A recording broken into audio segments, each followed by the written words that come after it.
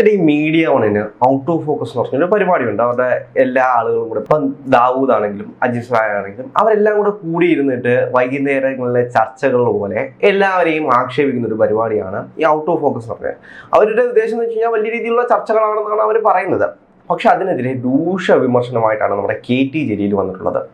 അദ്ദേഹം പറയുന്നത് CPM അതായത് പിണറായിയുടെ കൂട്ടുകാരെയും പച്ചയ്ക്ക് നാണം കെടുത്താൻ വേണ്ടി അല്ലെങ്കിൽ ആക്ഷേപിക്കാൻ വേണ്ടിയിട്ടുള്ള ഒരു പരിപാടിയായിട്ടാണ് ഔട്ട് ഓഫ് ഫോക്കസ് വന്നിട്ടുള്ളത്. അങ്ങനെയാണ് റീച്ച് കൂട്ടുന്നത് എന്നാണ് KT ജലീൽ രൂക്ഷമായിട്ട് അവരെ വിമർശിച്ചിട്ടുള്ളത്. എന്തായിരിക്കും അതിന് കാരണം? കൃത്യമായിട്ട് പറയുകയാണെങ്കിൽ ആ ഔട്ട് ഓഫ് ഫോക്കസ് എന്ന് പറയുന്ന പരിപാടി ഈ മീഡിയ വൺ ആരംഭിച്ചത് മുതൽ നമുക്ക് പരിശോധിച്ചാൽ മനസ്സിലാവും എന്താണ് ഈ രഹസ്യമായ പല ഒളിച്ചു കടത്തലുകളും നടത്തിക്കൊണ്ടിരിക്കുന്ന ഒരു പരിപാടിയാണ് ഔട്ട് ഓഫ് ഫോക്കസ്. അതിലുള്ളത് ഈ അജിംസ്, നിഷാദ് റാവുത്തർ, അതുപോലെ തന്നെ ഇതിന്റെ ഏറ്റവും മെയിൻ ആയിട്ടുള്ള ആൾ എന്ന് പറയുന്നത് ഈ ജമാഅത്തെ ഇസ്ലാമിയുടെ ഷൂറ മെമ്പർ കൂടിയായിട്ടുള്ള ദാവൂദാണ് ഇതിലെ ഈ ചാനലിന്റെ തന്നെ മെയിൻ ഹെഡ് എന്ന് പറയുന്നത് ദാവൂദാണ്. പക്ഷേ ഈ മനോരമയിൽ നിന്ന് ഇപ്പോൾ അങ്ങോട്ട് പോയിട്ടുള്ള ഒരു മാധ്യമ പ്രവർത്തകനുണ്ട്, അദ്ദേഹം പ്രമോദ് രാമൻ എന്ന് പറയുന്ന മാധ്യമ പ്രവർത്തകൻ. അദ്ദേഹം ഒരു പേരിനുള്ള മേധാവിയാണ് എന്നാണ് പലപ്പോഴും ആക്ഷേപമൊക്കെ കേൾക്കാറുള്ളത്. എന്തായാലും ഇവരുടെ ഈ പരിപാടിയിലൂടെ ഇവർ പറയുന്നത് പോലെ കോൺഗ്രസിനെ, CPM-നെ, മറ്റ് പല രാഷ്ട്രീയ പാർട്ടികളെയും ഇവർ ആക്ഷേപിക്കാറുണ്ട്. മെയിൻ ഇവരുടെ ഇരകൾ എന്ന് പറയുന്നത് BJP ആണ്. അത് അവരുടെ ഒരു എന്താണ് ഈ പറയുന്ന അവരുടെ പ്രത്യയശാസ്ത്രം, മൗദൂദിസ്റ്റ് പ്രത്യയശാസ്ത്രം. അല്ല, ഈ മീഡിയ വണ്ണിനെതിരെ വലിയ രീതിയിലുള്ള വിമർശനങ്ങൾ എല്ലാ കാലത്തും ഉണ്ട്. അതതിൻ്റെ പ്രധാനപ്പെട്ട കാരണം എന്ന് പറയുന്നത് മീഡിയ വൺ ഒരു ഇസ്ലാമിക് ചാനലാണ് എന്നൊരു ലേബൽ അത് വന്ന കാലം തൊട്ട് ഉണ്ട്. അത് മാത്രമല്ല, അതിനെ പൂട്ടുന്ന തരത്തിലേക്കുള്ള വലിയ രീതിയിലുള്ള വിവാദങ്ങളൊക്കെ നമ്മൾ കണ്ടതാണ്. ഒരുപാട് പേര് അതിനെതിരെ പ്രതിഷേധിക്കുകയും മാധ്യമ സ്വാതന്ത്ര്യത്തിലുള്ള കടന്നുകയറ്റമാണ് എന്നെല്ലാം ഒരുപാട് പേര് പറയുന്നതെല്ലാം നമ്മൾ കേട്ടതാണ്. പക്ഷെ അതിനകത്തുള്ള മറ്റൊരു കാര്യം എന്ന് പറയുന്നത് അതൊരു ഇസ്ലാമിക് അജണ്ട കൊണ്ടുപോകുന്ന ഒരു ചാനൽ തന്നെയാണ്. അവരുടെ നിലപാടുകൾ, അതല്ല ഇസ്ലാമിസ്റ്റുകളുടെ നിലപാടുകൾ പറയാൻ വേണ്ടിയിട്ട്, അല്ലെങ്കിൽ ആ ഒരു വിഭാഗത്തെ ഒഴിച്ച് ബാക്കിയുള്ള വിഭാഗങ്ങളെ മുഴുവൻ കുറ്റപ്പെടുത്താൻ വേണ്ടിയിട്ട് അല്ലെങ്കിൽ ആക്ഷേപിക്കാൻ വേണ്ടിയിട്ട് ഒരു ചാനലായിട്ടാണ് മീഡിയ വണ്ണിനെ എല്ലാവരും കണ്ടുകൊണ്ടിരിക്കുന്നതാണ് അതിൻ്റെ വേറൊരു കാര്യം.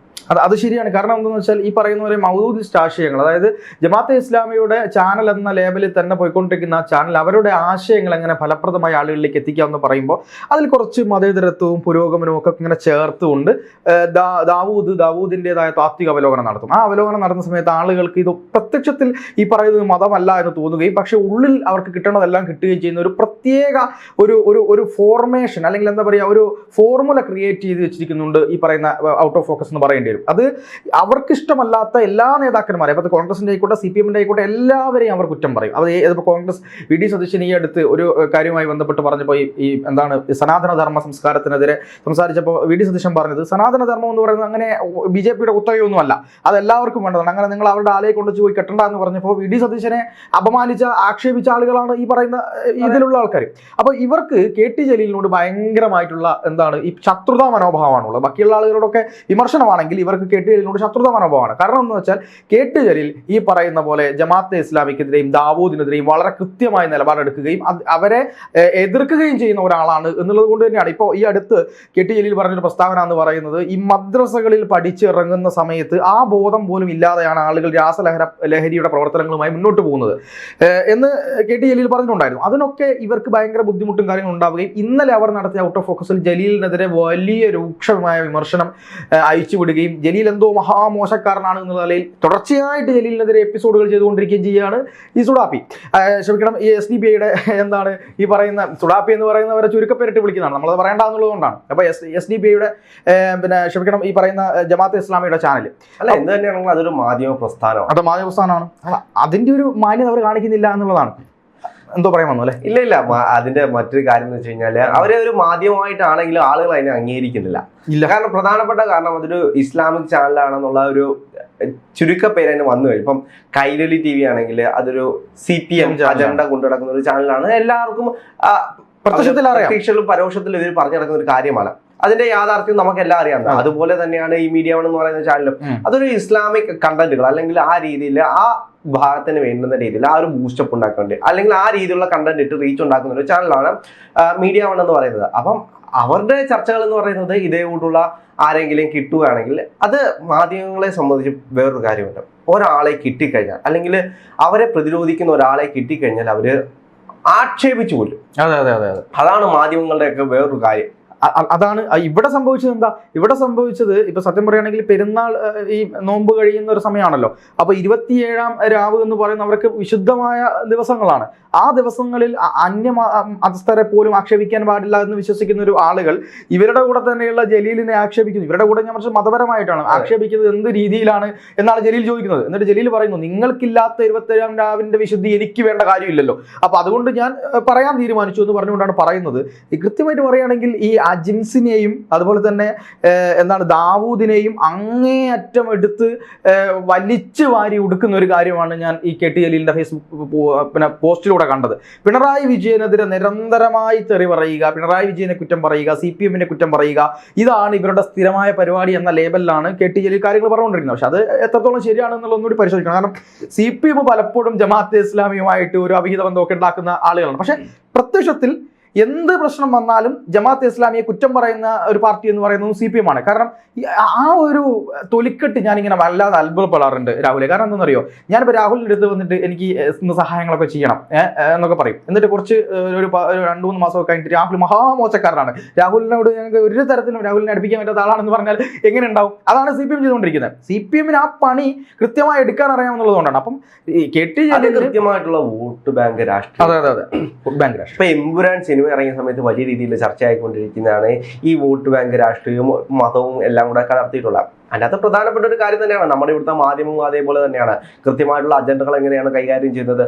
മതവുമായി കൂട്ടിക്കലർത്തി ഇണക്കി അവരുടെ ആ കാര്യങ്ങൾ അല്ലെങ്കിൽ ആ രാഷ്ട്രീയ ലക്ഷ്യങ്ങൾ നിറവേറ്റാൻ വേണ്ടിയിട്ട് അവർ മാധ്യമങ്ങളെ യൂസ് ചെയ്യുന്നു. അത് തന്നെയാണ് നടന്നുകൊണ്ടിരിക്കുന്നത്. പക്ഷെ ഇത്തരത്തിലുള്ള ചർച്ചകൾ കൊണ്ടുവന്ന് എത്തിക്കുന്നത് ഇവിടെയുള്ള ഇസ്ലാം മതസ്ഥരായിട്ടുള്ള ഒരു പറ്റം പുതിയ ജനറേഷൻ ഉണ്ടല്ലോ, ചെറുപ്പക്കാരുണ്ടല്ലോ.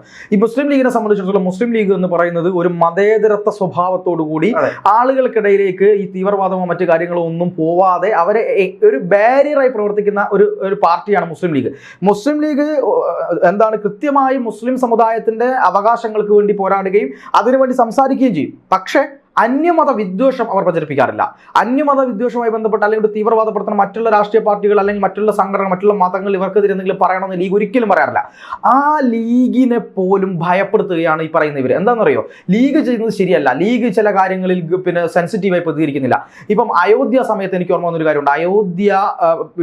അയോധ്യയിൽ ഈ പറയുന്ന പോലെ തർക്കമന്ദിരം തകർത്ത സമയത്ത് കേരളത്തിൽ ഒരു വലിയ പ്രശ്നം ഉണ്ടാവേണ്ടതായിരുന്നു. അന്ന് പാണക്കാട് എനിക്ക് തോന്നുന്നു അന്നത്തെ തങ്ങൾ അദ്ദേഹം പറഞ്ഞൊരു കാര്യം എന്താണ്, ഇവിടെ യാതൊരു തരത്തിലുള്ള പ്രശ്നങ്ങളും ഉണ്ടാവരുത് എന്ന് ലീഗ് ഒരു തീരുമാനമെടുത്തു. ആ ലീഗ് തീരുമാനമെടുത്തപ്പോൾ അവർ തന്നെ പല ക്ഷേത്രങ്ങളും കാവൽ നിന്നു. അതെ, അത് അനുസരിക്കാൻ ഇവിടെ ആളുകളുണ്ടായിരുന്നു. പക്ഷെ ഇന്നത്തെ സ്ഥിതി അതല്ല. ഇന്ന് ലീഗിന്റെ ആളുകളോട് വരെ ആളുകൾ ചോദിക്കുന്ന, അതായത് ഈ മുസ്ലിം സമുദായത്തിലെ ആളുകൾ ചോദിക്കും, നിങ്ങൾക്ക് ഇത് കുറവാണ്, നിങ്ങൾക്ക് സെൻസിറ്റിവിറ്റി കുറവാണ്, നിങ്ങൾ അവരെ ആഞ്ഞടിക്കുന്നില്ല. എന്താ കാര്യം?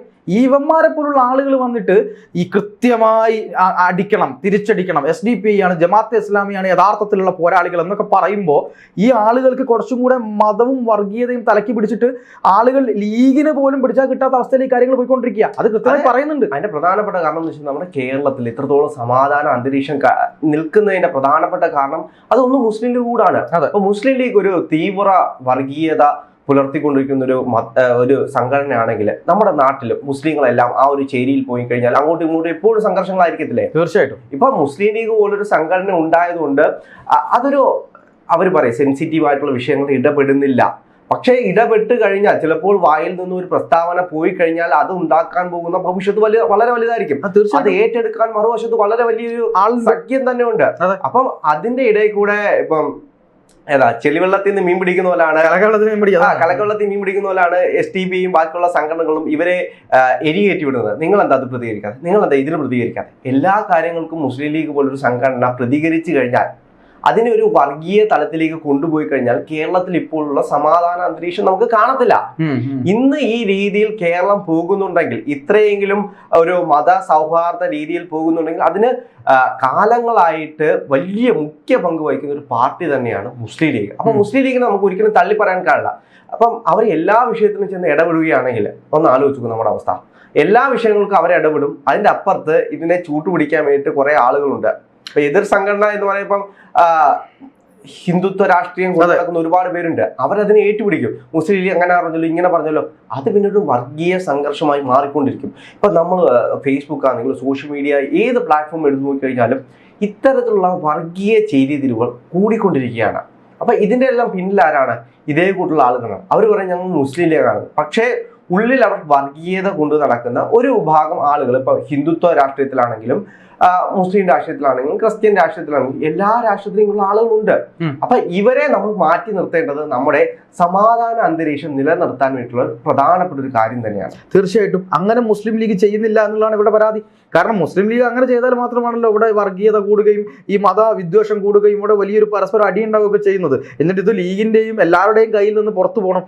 ഈ ഞാൻ പറയുന്ന ഈ മുസ്ലിം ജനവിഭാഗത്തിലുള്ള ആളുകളുടെ തലച്ചോറിലേക്ക് എങ്ങനെയെങ്കിലും ഒക്കെ നിങ്ങൾ ചെയ്യുന്നതല്ല ശരിയെന്ന് വരുത്തി തീർക്കാനുള്ള ശ്രമം ഇവർ നടത്തിക്കൊണ്ടിരിക്കുന്നത്. അതാണ് ജലീൽ കൃത്യമായി പറയുന്നത്.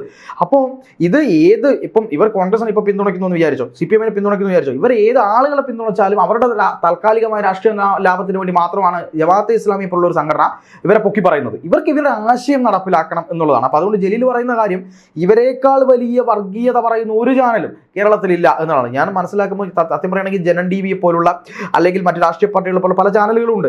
ഇവരൊന്നും ഇത്രയും പ്രത്യക്ഷത്തിൽ വന്നിരുന്നുകൊണ്ട് ആളുകൾക്കിടയിൽ ഇങ്ങനെ തലച്ചോറ് പൊടിക്കുന്ന ഇതിലെ കാര്യങ്ങൾ പറയുന്നില്ല എന്നുള്ളതാണ്. കാരണം അവർക്കറിയാം അങ്ങനെ പറഞ്ഞു കഴിഞ്ഞാൽ പ്രശ്നമാണ് എന്നുള്ളത് അറിയാം. പക്ഷെ ഇത് നമ്മൾ ഔട്ട് ഓഫ് ഫോക്കസ് കാണുന്ന ഓരോ ആളുകൾക്കും ഇങ്ങനെ ഇപ്പൊ ഈ ഒരു ഹിന്ദു വിഭാഗത്തിലുള്ള ആൾ ഇത് കാണുകയാണെങ്കിൽ അവൻ തീർച്ചയായിട്ടും എന്താവും, ഇവർക്ക് വിരുദ്ധമാവും. ഒരു മുസ്ലിം ഇത് കാണുകയാണെങ്കിൽ കുറച്ചും കൂടി ഞാൻ ശരിയാണല്ലോ അഡിക്റ്റഡ് ആയി മാറും. ഇങ്ങനെ ഉള്ളൊരു നിലപാട് ഇവർ സ്വീകരിച്ചു പോവുകയാണ്. എന്തായാലും അതിനെതിരെയാണ് കെട്ടി ജലീൽ ഈ കാര്യത്തിൽ കൃത്യമായി പ്രതികരിച്ചിട്ടുള്ളത്. കെട്ടി ജലീലും ഈ പറയുന്ന ഇവരുമായിട്ടുള്ള യുദ്ധം ഇങ്ങനെ തുടർന്നുകൊണ്ടിരിക്കുകയാണ്. അങ്ങേയറ്റത്തെ ചില വാക്കുകളൊക്കെ ജലീൽ ഉപയോഗിച്ചിട്ടുണ്ട് അവരെ പറ്റി, അതിവിടെ പറയേണ്ട കാര്യമില്ല. എന്തായാലും ഇത്തരത്തിലുള്ള മതസംഘടനകൾ മാധ്യമങ്ങളെ ഉപയോഗപ്പെടുത്തി രാഷ്ട്രീയത്തിൽ ഇടപെടുമ്പോൾ അത് വലിയ വിധത്തിലുള്ള പ്രത്യാഘാതങ്ങൾ ഉണ്ടാക്കും എന്നുള്ള കാര്യത്തിൽ യാതൊരു സംശയമില്ല.